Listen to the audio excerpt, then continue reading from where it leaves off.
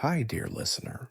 Yawn, settle comfortably in bed, and get ready for a peaceful night's sleep. Tonight's bedtime story is The Secret Garden. Get cozy.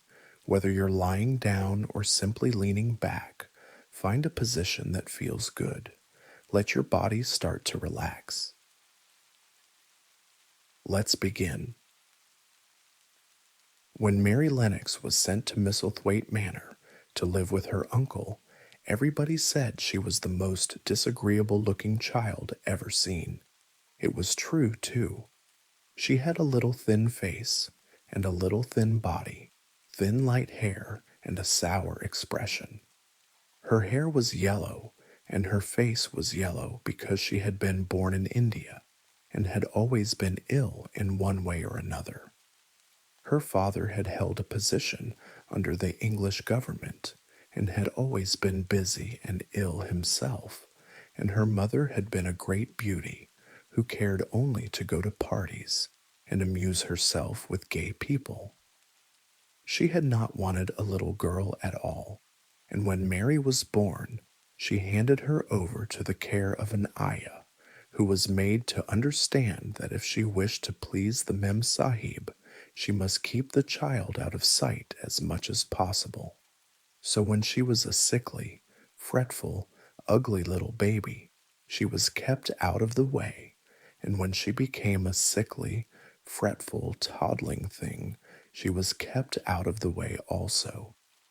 She never remembered seeing familiarly anything but the dark faces of her ayah and the other native servants, and as they always obeyed her and gave her her own way in everything, because the Mem Sahib would be angry if she was disturbed by her crying. By the time she was 6 years old, she was as tyrannical and selfish a little pig as ever lived.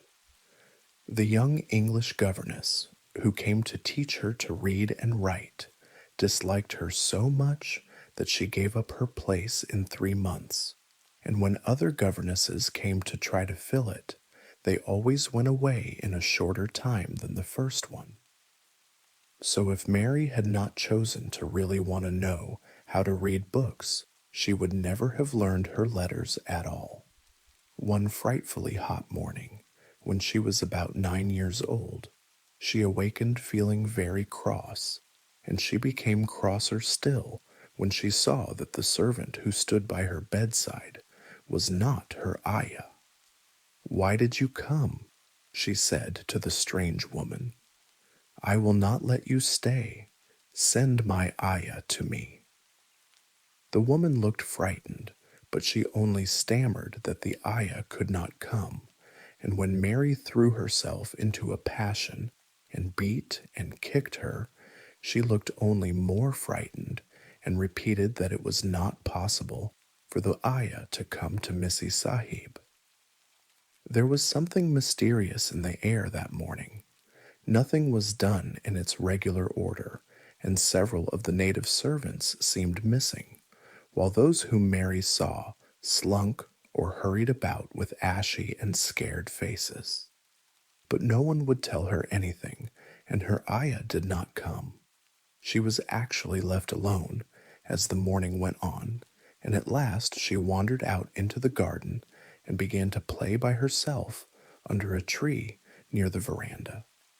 She pretended that she was making a flower bed, and she stuck big scarlet hibiscus blossoms into little heaps of earth, all the time growing more and more angry and muttering to herself the things she would say and the names she would call Saidi when she returned. "Pig, daughter of pigs," she said, because to call a native a pig is the worst insult of all. She was grinding her teeth and saying this over and over again when she heard her mother come out on the veranda with someone. She was with a fair young man, and they stood talking together in low, strange voices. Mary knew the fair young man who looked like a boy. She had heard that he was a very young officer who had just come from England. The child stared at him, but she stared most at her mother. She always did this when she had a chance to see her, because the Mem Sahib, Mary used to call her that oftener than anything else, was such a tall, slim, pretty person and wore such lovely clothes. Her hair was like curly silk, and she had a delicate little nose, which seemed to be disdaining things, and she had large, laughing eyes. All her clothes were thin and floating, and Mary said they were full of lace. They looked fuller of lace than ever this morning, but her eyes were not laughing at all. They were large and scared, and lifted imploringly to the fair boy officer's face. "Is it so very bad? Oh, is it?" Mary heard her say. "Awfully," the young man answered in a trembling voice. "Awfully, Mrs. Lennox. You ought to have gone to the hills 2 weeks ago." The Mem Sahib wrung her hands. "Oh, I know I ought," she cried. "I only stayed to go to that silly dinner party. What a fool I was." At that very moment, such a loud sound of wailing broke out from the servants' quarters that she clutched the young man's arm, and Mary stood shivering from head to foot. The wailing grew wilder and wilder. "What is it? What is it?" Mrs. Lennox gasped. "Someone has died," answered the boy officer. "You did not say it had broken out among your servants." "I did not know," the Mem Sahib cried. "Come with me, come with me." And she turned and ran into the house. After that, appalling things happened, and the mysteriousness of the morning was explained to Mary. The cholera had broken out in its most fatal form, and people were dying like flies. The ayah had been taken ill in the night, and it was because she had just died that the servants had wailed in the huts. Before the next day, 3 other servants were dead, and others had run away in terror. There was panic on every side, and dying people in all the bungalows. During the confusion and bewilderment of the second day, Mary hid herself in the nursery and was forgotten by everyone. Nobody thought of her, nobody wanted her, and strange things happened of which she knew nothing. Mary alternately cried and slept through the hours. She only knew that people were ill and that she heard mysterious and frightening sounds. Once she crept into the dining room and found it empty, though a partly finished meal was on the table, and chairs and plates looked as if they had been hastily pushed back when the diners rose suddenly for some reason. The child ate some fruit and biscuits, and being thirsty, she drank a glass of wine, which stood nearly filled. It was sweet, and she did not know how strong it was.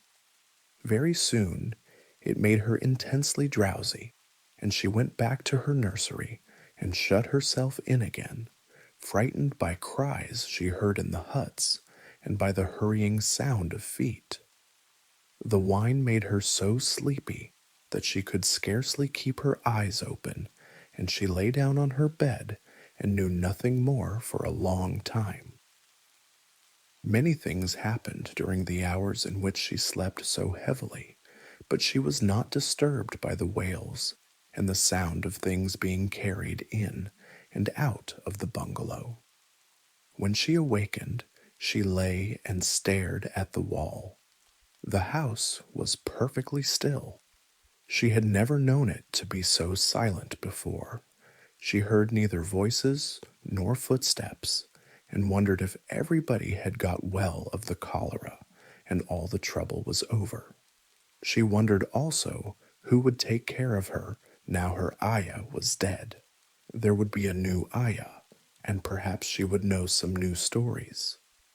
Mary had been rather tired of the old ones. She did not cry because her nurse had died. She was not an affectionate child and had never cared much for anyone.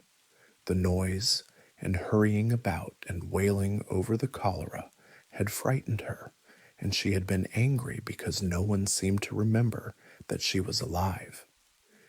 Everyone was too panic-stricken to think of a little girl no one was fond of. When people had the cholera, it seemed that they remembered nothing but themselves.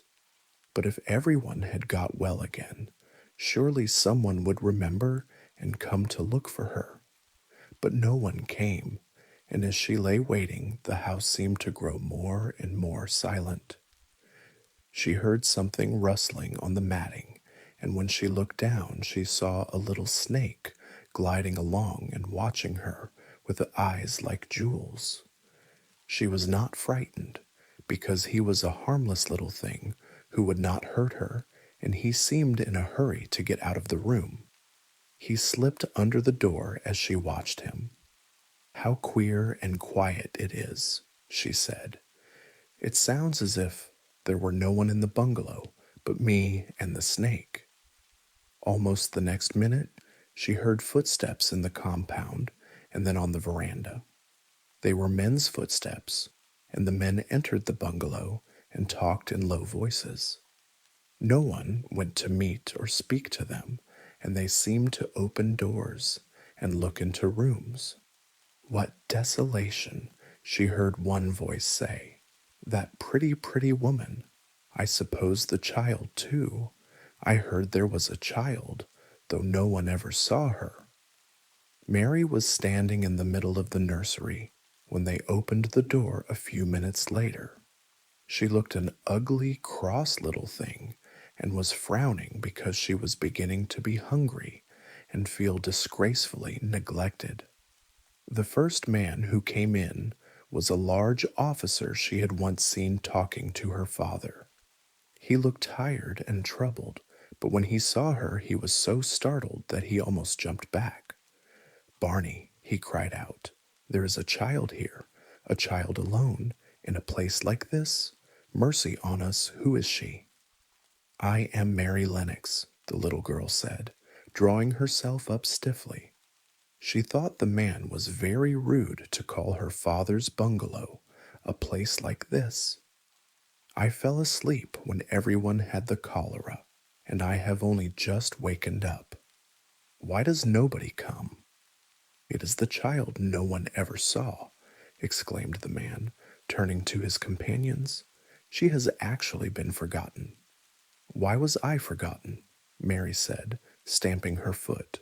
"Why does nobody come?" The young man, whose name was Barney, looked at her very sadly. Mary even thought she saw him wink his eyes, as if to wink tears away. "Poor little kid," he said, "there is nobody left to come." It was in that strange and sudden way that Mary found out that she had neither father nor mother left, that they had died and been carried away in the night, and that the few native servants who had not died also had left the house as quickly as they could get out of it, none of them even remembering that there was a Missy Sahib. That was why the place was so quiet. It was true that there was no one in the bungalow but herself and the little rustling snake. Mary had liked to look at her mother from a distance, and she had thought her very pretty, but as she knew very little of her, she could scarcely have been expected to love her or to miss her very much when she was gone. She did not miss her at all, in fact, and as she was a self-absorbed child, she gave her entire thought to herself, as she had always done. If she had been older, she would no doubt have been very anxious at being left alone in the world, but she was very young, and as she had always been taken care of, she supposed she always would be. What she thought was that she would like to know if she was going to nice people who would be polite to her and give her her own way as her ayah and the other native servants had done. She knew that she was not going to stay at the English clergyman's house where she was taken at first. She did not want to stay. The English clergyman was poor, and he had 5 children, nearly all the same age, and they wore shabby clothes and were always quarreling and snatching toys from each other. Mary hated their untidy bungalow and was so disagreeable to them that after the first day or two, nobody would play with her. By the second day, they had given her a nickname which made her furious. It was Basil who thought of it first. Basil was a little boy with impudent blue eyes and a turned-up nose, and Mary hated him. She was playing by herself under a tree, just as she had been playing the day the cholera broke out. She was making heaps of earth and paths for a garden, and Basil came and stood near to watch her. Presently, he got rather interested and suddenly made a suggestion. "Why don't you put a heap of stones there and pretend it is a rockery?" he said. "There in the middle," and he leaned over her to point. "Go away," cried Mary. "I don't want boys. Go away." For a moment Basil looked angry, and then he began to tease. He was always teasing his sisters. He danced round and round her, and made faces and sang and laughed. "Mistress Mary, quite contrary. How does your garden grow? With silver bells, and cockle shells, and marigolds all in a row." He sang it until the other children heard, and laughed too, and the crosser Mary got, the more they sang, "Mistress Mary, quite contrary." And after that, as long as she stayed with them, they called her Mistress Mary quite contrary, when they spoke of her to each other, and often when they spoke to her. "You are going to be sent home," Basil said to her, "at the end of the week, and we're glad of it." "I am glad of it too," answered Mary. "Where is home?" "She doesn't know where home is," said Basil with 7-year-old scorn. "It's England, of course. Our grandmamma lives there, and our sister Mabel was sent to her last year. You are not going to your grandmamma. You have none. You are going to your uncle. His name is Mr. Archibald Craven." "I don't know anything about him," snapped Mary.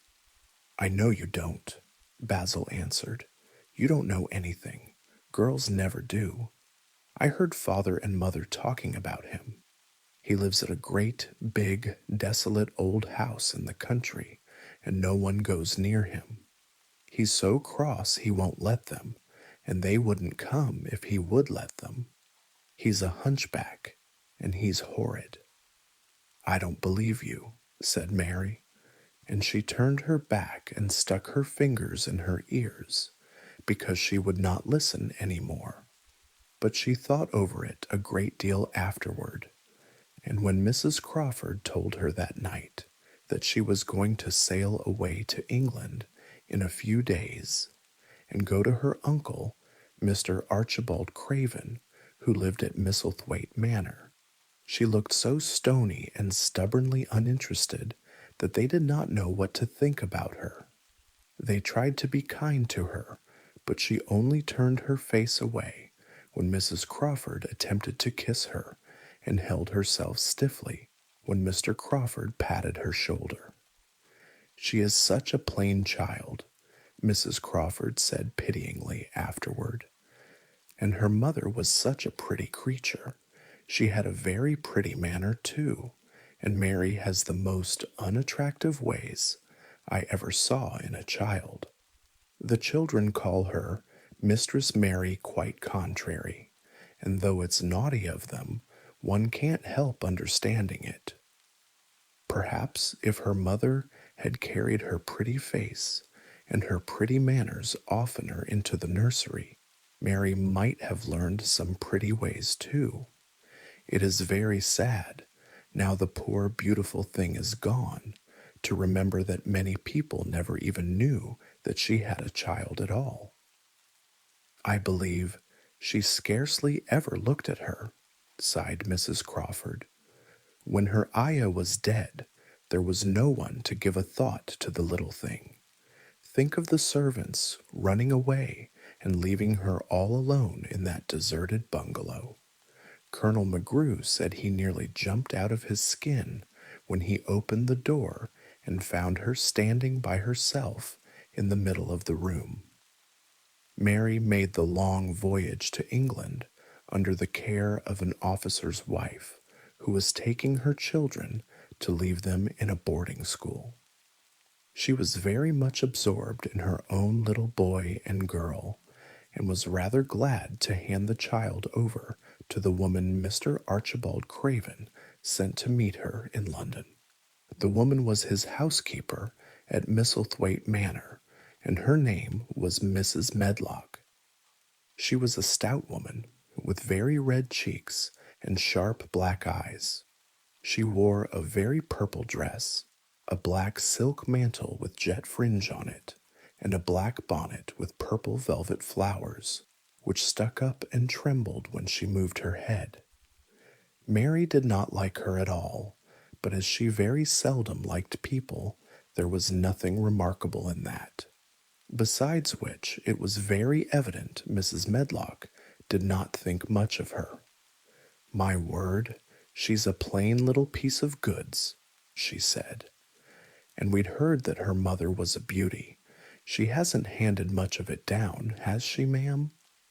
"Perhaps she will improve as she grows older," the officer's wife said good-naturedly.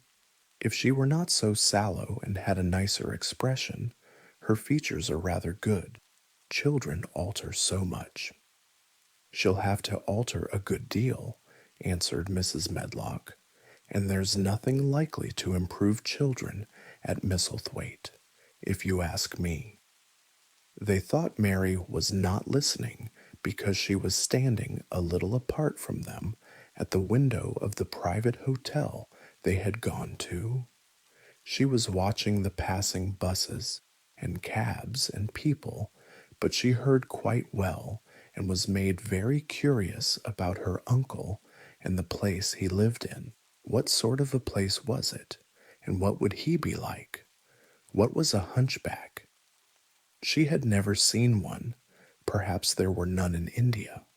Since she had been living in other people's houses and had had no ayah, she had begun to feel lonely and to think queer thoughts which were new to her. She had begun to wonder why she had never seemed to belong to anyone, even when her father and mother had been alive. Other children seemed to belong to their fathers and mothers, but she had never seemed to really be anyone's little girl. She had had servants and food and clothes, but no one had taken any notice of her. She did not know that this was because she was a disagreeable child. But then, of course, she did not know she was disagreeable. She often thought that other people were, but she did not know that she was so herself. She thought Mrs. Medlock the most disagreeable person she had ever seen, with her common, highly colored face and her common fine bonnet. When the next day they set out on their journey to Yorkshire, she walked through the station to the railway carriage with her head up and trying to keep as far away from her as she could, because she did not want to seem to belong to her. It would have made her angry to think people imagined she was her little girl. But Mrs. Medlock was not in the least disturbed by her and her thoughts. She was the kind of woman who would stand no nonsense from young ones. At least that is what she would have said if she had been asked.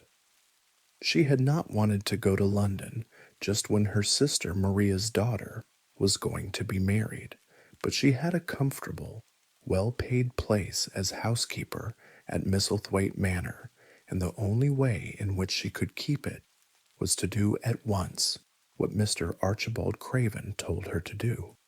She never dared even to ask a question. Captain Lennox and his wife died of the cholera, Mr. Craven had said in his short, cold way. Captain Lennox was my wife's brother, and I am their daughter's guardian. The child is to be brought here. You must go to London and bring her yourself. So she packed her small trunk and made the journey. Mary sat in her corner of the railway carriage and looked plain and fretful. She had nothing to read or to look at, and she had folded her thin, little black gloved hands in her lap. Her black dress made her look yellower than ever, and her limp, light hair straggled from under her black crape hat. A more marred looking young one I never saw in my life, Mrs. Medlock thought. Marred is a Yorkshire word and means spoiled and pettish. She had never seen a child who sat so still without doing anything, and at last she got tired of watching her and began to talk in a brisk, hard voice. "I suppose I may as well tell you something about where you are going to," she said. "Do you know anything about your uncle?" "No," said Mary. "Never heard your father and mother talk about him?" "No," said Mary, frowning. She frowned because she remembered that her father and mother had never talked to her about anything in particular. Certainly they had never told her things. Muttered Mrs. Medlock, staring at her queer, unresponsive little face. She did not say any more for a few moments, and then she began again. "I suppose you might as well be told something, to prepare you. You are going to a queer place." Mary said nothing at all, and Mrs. Medlock looked rather discomfited by her apparent indifference. But after taking a breath, she went on. "Not but that it's a grand big place in a gloomy way, and Mr. Craven's proud of it in his way, and that's gloomy enough too.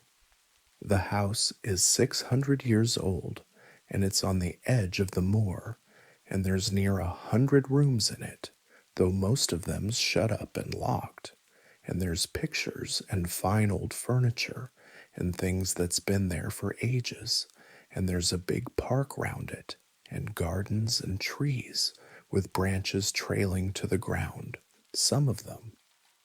She paused and took another breath. "But there's nothing else," she ended suddenly. Mary had begun to listen in spite of herself. It all sounded so unlike India, and anything new rather attracted her. But she did not intend to look as if she were interested. That was one of her unhappy, disagreeable ways. So she sat still. "Well," said Mrs. Medlock, "what do you think of it?" "Nothing," she answered. "I know nothing about such places." That made Mrs. Medlock laugh a short sort of laugh. "Eh?" she said. "But you are like an old woman. Don't you care?"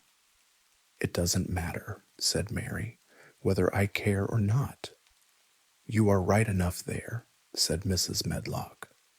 "It doesn't. What you're to be kept at Misselthwaite Manor for, I don't know, unless because it's the easiest way. He's not going to trouble himself about you, that's sure and certain. He never troubles himself about no one." She stopped herself as if she had just remembered something in time. "He's got a crooked back," she said. "That set him wrong. He was a sour young man and got no good of all his money and big place till he was married." Mary's eyes turned toward her, in spite of her intention not to seem to care. She had never thought of the hunchback's being married, and she was a trifle surprised. Mrs. Medlock saw this, and as she was a talkative woman, she continued with more interest. This was one way of passing some of the time, at any rate. She was a sweet, pretty thing, and he'd have walked the world over to get her a blade of grass she wanted. Nobody thought she'd marry him, but she did, and people said she married him for his money. But she didn't. She didn't, positively. When she died, Mary gave a little involuntary jump. "Oh, did she die?" she exclaimed, quite without meaning to. She had just remembered a French fairy story she had once read called Riquet à la Houppe.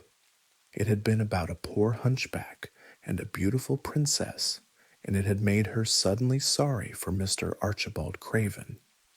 Yes, she died, Mrs. Medlock answered, and it made him queerer than ever. He cares about nobody. He won't see people. Most of the time he goes away, and when he is at Misselthwaite, he shuts himself up in the west wing and won't let anyone but Pitcher see him. Pitcher's an old fellow, but he took care of him when he was a child, and he knows his ways. It sounded like something in a book, and it did not make Mary feel cheerful. A house with 100 rooms, nearly all shut up and with their doors locked, a house on the edge of a moor, whatsoever a moor was, sounded dreary. A man with a crooked back who shut himself up also. She stared out of the window with her lips pinched together, and it seemed quite natural that the rain should have begun to pour down in gray slanting lines and splash and stream down the window panes. If the pretty wife had been alive, she might have made things cheerful by being something like her own mother, and by running in and out and going to parties, as she had done in frocks full of lace. But she was not there any more. You needn't expect to see him, because 10 to 1 you won't, said Mrs. Medlock, and you mustn't expect that there will be people to talk to you. You'll have to play about and look after yourself. You'll be told what rooms you can go into and what rooms you're to keep out of. There's gardens enough. But when you're in the house, don't go wandering and poking about. Mr. Craven won't have it. I shall not want to go poking about, said sour little Mary, and just as suddenly as she had begun to be rather sorry for Mr. Archibald Craven, she began to cease to be sorry and to think he was unpleasant enough to deserve all that had happened to him, and she turned her face toward the streaming panes of the window of the railway carriage and gazed out at the gray rainstorm, which looked as if it would go on forever and ever. She watched it so long and steadily that the grayness grew heavier and heavier before her eyes, and she fell asleep. She slept a long time, and when she awakened, Mrs. Medlock had bought a lunch basket at one of the stations, and they had some chicken and cold beef and bread and butter and some hot tea. The rain seemed to be streaming down more heavily than ever, and everybody in the station wore wet and glistening waterproofs. The guard lighted the lamps in the carriage, and Mrs. Medlock cheered up very much over her tea and chicken and beef.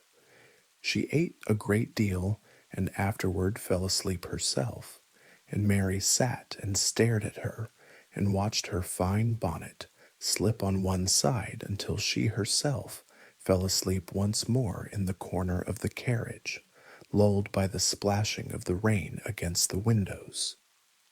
It was quite dark when she awakened again. The train had stopped at a station, and Mrs. Medlock was shaking her. "You have had a sleep," she said. "It's time to open your eyes. We're at Thwaite Station, and we've got a long drive before us." Mary stood up and tried to keep her eyes open while Mrs. Medlock collected her parcels. The little girl did not offer to help her, because in India, native servants always picked up or carried things, and it seemed quite proper that other people should wait on one. The station was a small one, and nobody but themselves seemed to be getting out of the train. The station master spoke to Mrs. Medlock in a rough, good-natured way, pronouncing his words in a queer, broad fashion which Mary found out afterward was Yorkshire.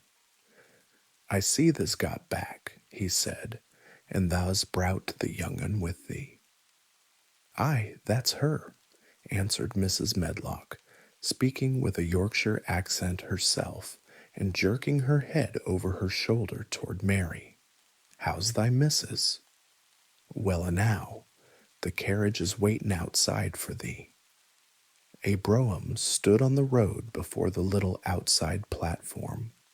Mary saw that it was a smart carriage, and that it was a smart footman who helped her in.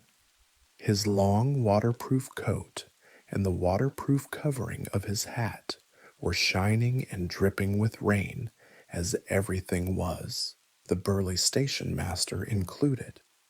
When he shut the door, mounted the box with the coachman, and they drove off, the little girl found herself seated in a comfortably cushioned corner, but she was not inclined to go to sleep again. She sat and looked out of the window, curious to see something of the road over which she was being driven to the queer place Mrs. Medlock had spoken of. She was not at all a timid child, and she was not exactly frightened, but she felt that there was no knowing what might happen in a house with 100 rooms, nearly all shut up, a house standing on the edge of a moor. "What is a moor?" she said suddenly to Mrs. Medlock. "Look out of the window in about 10 minutes, and you'll see," the woman answered. "We've got to drive 5 miles across Missel Moor before we get to the manor. You won't see much because it's a dark night, but you can see something." Mary asked no more questions, but waited in the darkness of her corner, keeping her eyes on the window. The carriage lamps cast rays of light a little distance ahead of them, and she caught glimpses of the things they passed. After they had left the station, they had driven through a tiny village, and she had seen whitewashed cottages and the lights of a public house. Then they had passed a church and a vicarage and a little shop window or so in a cottage with toys and sweets and odd things set out for sale.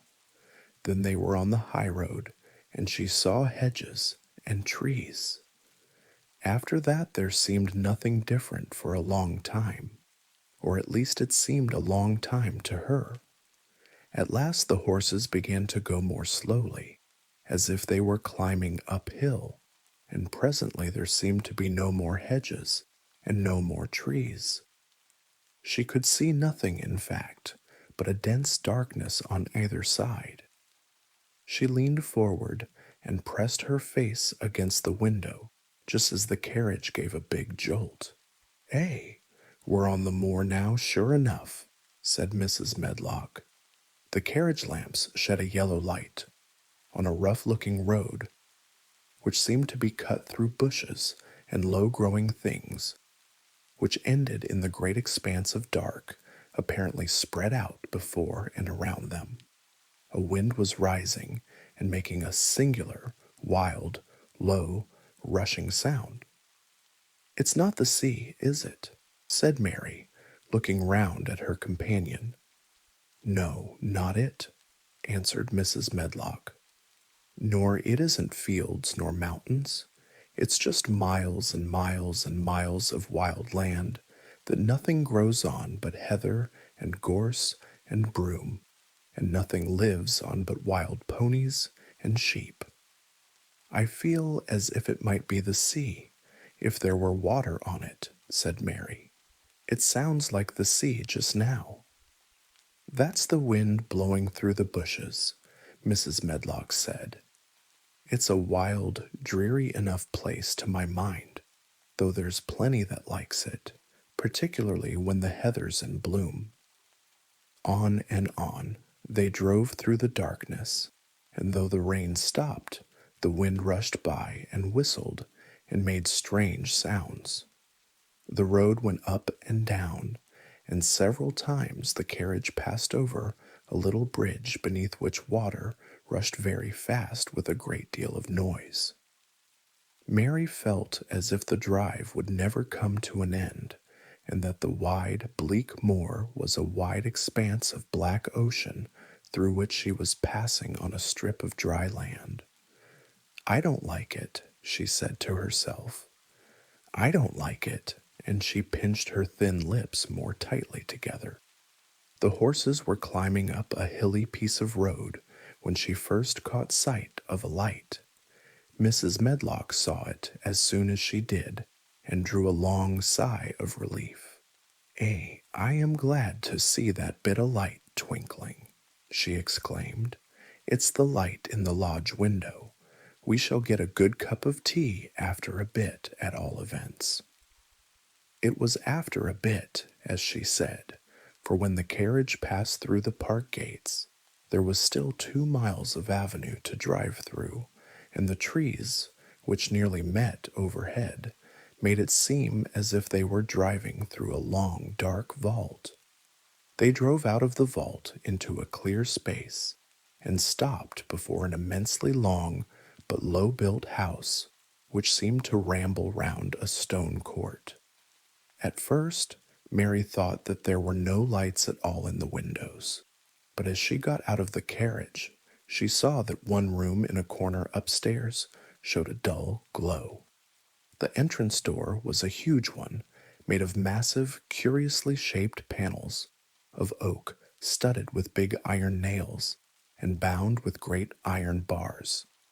It opened into an enormous hall, which was so dimly lighted that the faces in the portraits on the walls and the figures in the suits of armor made Mary feel that she did not want to look at them.